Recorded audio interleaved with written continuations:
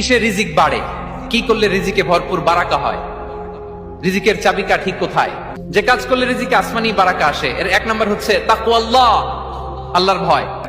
যাদের হৃদয়ে আছে আল্লাহর ভয় তারা কভু পথ ভুলে যায় না।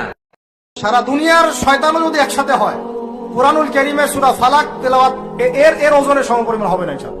আপনি পড়বেন কুল আউযু বিরাব্বিল ফালাক মিন শাররি মা খালাক ওয়া মিন শাররি গাসিকিন ইযা ওয়াকাব ওয়া মিন শাররি নাফফাসাতি ফিল উকদ ওয়া মিন শাররি হাসিদিন ইযা হাসাদ। দেখুন সব কেটে গেছে ইনশাআল্লাহ, কিচ্ছু করতে পারবেন না।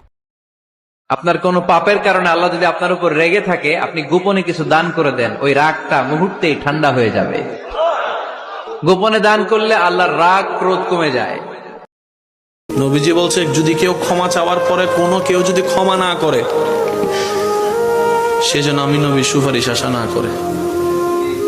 খুব মারাত্মক কথা। কিন্তু শাসন করতে জানলে ব্যাত মারা লাগে না, শাসন করতে জানলে গায়ে হাত তোলা লাগে না, শাসন করতে জানলে মুচকি হাসি দিয়েও শাসন করা যায়, ঠিক কিনা বলেন?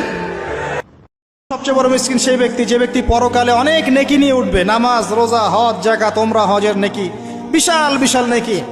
এরপরে সে দেখবে সামনে মানুষ দাঁড়িয়ে আছে, কারো গীবত করেছে, কাউকে তহমত দিয়েছে, কাউকে অপবাদ দিয়েছে, কারো টাকা চুরি করেছে, কাউকে অন্যায়ভাবে জুলুম করেছে, কাউকে পিটিয়েছে, কারো সম্পদ লুট করেছে ইত্যাদি।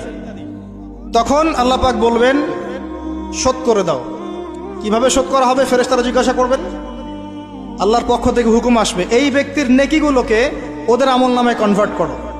বলছি শেয়ার ইট।